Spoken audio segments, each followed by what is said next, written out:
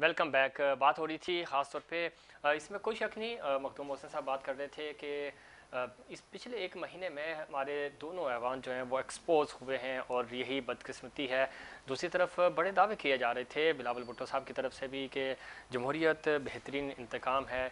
तो क्या जमहूरियत में इसी तरह लोगों को का इंतखाब होता है? हुकूमत की अगर बात करें तो हुकूमत के पास अक्सरियत नहीं थी, अक़लियत को अक्सरियत में बदला गया। इसी तरह जब हम बात करें गिलानी साहब की तो उनके पास अददी अक्सरियत नहीं थी, लेकिन वो जीत के जीते कौन लोग हैं? वो लोग जो ऐवान बाला का हिस्सा हैं। आम आदमी नहीं बिका, बल्कि आम आदमी का एतमाद बिका है जो उन्होंने अपने मुंतखब नुमाइंदों पे किया था।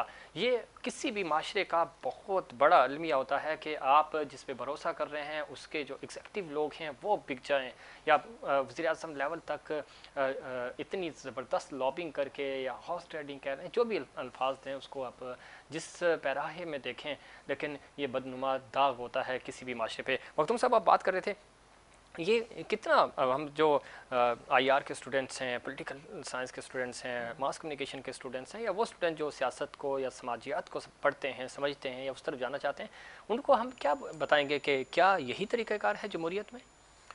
देखें, जमहूरियत का और जो सियासत पाकिस्तान में गुज़िश्ता 8-10 सालों में जो ट्रेंड बनता जा रहा है, मैं समझता हूँ इसका जमहूरियत से कोई ताल्लुक़ नहीं है। आप देख लें कि जब जहां आप रोडों से उठाकर लोगों को, सियासी वर्करों को नज़रअंदाज करेंगे, पॉलिटिकल लोगों को आप नज़रअंदाज करेंगे, पुरानी फैमिलीज़ को आप नज़रअंदाज करेंगे, उसकी जगह पे आप नए नए लोगों को लाएं। इट्स अ गुड थिंग, नए लोगों को प्रमोट करना चाहिए, लेकिन एटलीस्ट जिसकी कोई स्ट्रगल हो, जिसका कोई मयार हो। आप ऐसे ही रोडों से पकड़ कर आप देखें, 84 वोट्स थे PMLN के नेशनल असेंबली में जब यूसुफ रज़ा गिलानी साहब और हफीज़ शेख साहब का इलेक्शन हो रहा था। बिल्कुल 84 में से कितने बिके? एक भी नहीं गया। पीपल्स पार्टी के जितने भी थे, सिंध में थे या ऊपर थे, आप देखें एज इट इज रहे। सिंध प्रोविंशियल असेंबली में हमारे 14 या 15 प्रोविंशियल असेंबली के मेंबर्स थे, आप देखें एक भी इधर से उधर नहीं हुआ। ठीक 17 वोट बिके नेशनल असेंबली में। ठीक है। कौन सी पार्टी के बिके? पीटीआई के बिके। सही। 6 वोट बिके प्रोविंशियल असेंबली में। सही। किस पार्टी के बिके? पीटीआई के बिके। ना ही एमक्यूएम के बिके, ना ही पीएमएलएन के बिके, ना ही हमारे बिके। असल में देखें, मैं हमेशा फैक्ट पे बात करने का कायल रहा हूं। आप आज देख लें जो हम लोग तो ठीक है। एक चीज़ मखदूम साहब, अच्छी बात है, आपने बड़ी ज़बरदस्त तमहीद बांधी। यानी एमएनए और एमपीएस तो बिके हैं पीटीआई के, सेनेटर्स मुस्लिम लीग नून और पीपी के बिक गए। ये क्या बात हुई? जब गिलानी साहब को चेयरमैन सेनेट मुंतखब कराना था तो वहां एक डिफरेंस है। 7 लोगों की आप बात कर रहे हैं, मैं समझता हूँ 7 लोगों ने फिर कल शायद बिलावल साहब से मुलाकात भी की है कि ये हो गया वो हो गया। देखिए, अब मसला, ओवरऑल मसला ये कि अब डिपेंड करता है कि बिके हैं या प्रेशराइज हुए हैं। जो भी चीज हुई, लेकिन अवाम के एतमाद को तो उन्होंने नुकसान पहुंचाया। अवाम के एतमाद को तो मैं समझता हूँ 10-15 सालों से ही अवाम के एतमाद की। आज आपने सिंध में घोटकी में देखा क्या हुआ है? घोटकी में एक एम्बुलेंस नहीं थी हॉस्पिटल में, एक लाश को एक वालिद अपने बेटे को एक बाइक और एक रेड़ा बना के उस पे लाश को लेके गया है। कोई शक नहीं कि बदकिस्मती है पूरे अंदरूनी सिंध की कि हर जगह की सूरत हाल है ना। आप पंजाब में भी ये हाल है, पंजाब की सूरत हाल आप देख लें, आप कराची की सूरत हाल देख लें। हम मीटिंग्स में बार बार कह कर हम थक गए प्राइम मिनिस्टर साहब से। प्राइम मिनिस्टर साहब आते हैं, कभी 1100 अरब रुपए का पैकेज का ऐलान करके चले जाते हैं। इंटीरियर सिंध को हमेशा, या इंटीरियर पूरे पाकिस्तान के इंटीरियर इलाकों को हमेशा ही निगलेक्ट किया जाता है। उसी की एक वजह है, आप देखें कि अभी भी सिंध में जो भी 2 सेनेटर्स थे इंटीरियर सिंध के, उन्होंने भी वफादारियां तब्दील कर ली। ये बदकिस्मती है हमारी। बैरिस्टर साहब, किस तरह देखते हैं इस पूरे मामले पे? जब हम आप चूंकि कानून के तालिब इल्म हैं, कानून पढ़ाते भी हैं, किस तरह देखते हैं इस पूरे अमल को?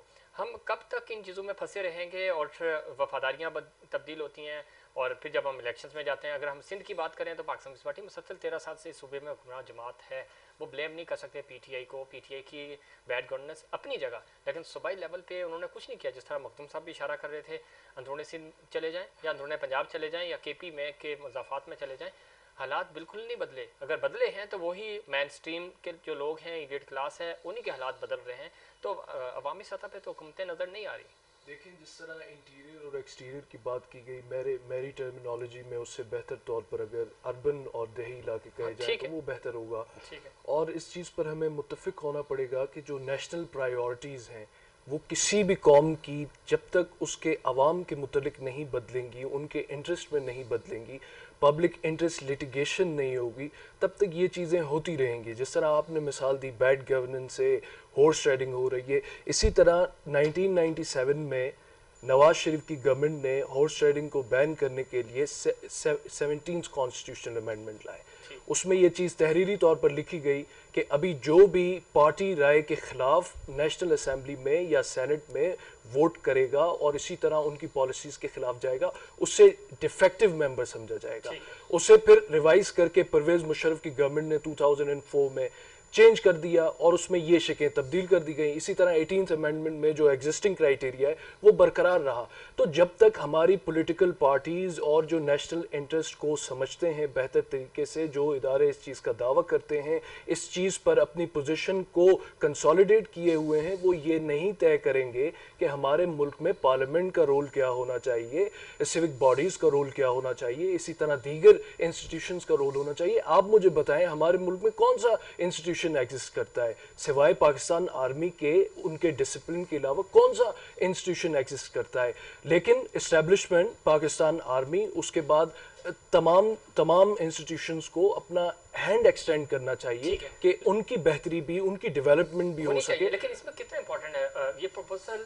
अगर हम नैब की बात करें तो प्रपोजल मुस्लिम लीग नून और पाकिस्तान पीपल्स पार्टी का था। अब ये कहते हैं कि यही नैब जो है वो हमारे खिलाफ कार्रवाइयाँ कर रहा है। यही प्रपोजल इनका था। शो ऑफ हैंड्स का मामला जो आपने रेफरेंस भी दिया, शो ऑफ हैंड्स भी यही चाहते थे कि शो ऑफ हैंड्स के जरिए ही वोटिंग हो, बाद में इनका नहीं सीक्रेट हो। तो जब आपको अपना मफाद अजीज़ होता है तब आप शो ऑफ हैंड्स की तरफ आते हैं। जब आपको लगता है कि नहीं शो ऑफ हैंड्स से मामला नहीं बनेगा तो आप सीक्रेट बैलेट की हिमायत करते हैं। तो रिफॉर्म्स लाना इन्हीं पॉलिटिकल पार्टीज़ की जिम्मेदारी है। पॉलिटिकल पार्टीज़ की जिम्मेदारी है। मैंने उन्हें ये रिस्पॉन्सिबिलिटी तय की है कि वो इस चीज़ में मिजरेबली फेल हो रहे हैं। तो और जब तक वो नहीं इस चीज़ को समझेंगे कि पाकिस्तान की आवाम की डेवलपमेंट के लिए, उनके वेलफेयर के लिए उनके वेलफेयर के लिए हमें कानून साजी करनी पड़ेगी, तब तक चीज़ें चेंज नहीं हो सकती। बदकिस्मती से आप मुझे बताएं 2018 के बाद मौजूदा गवर्नमेंट इलेक्ट होकर आई है, कितने बिल्स इन्होंने पास किए हैं?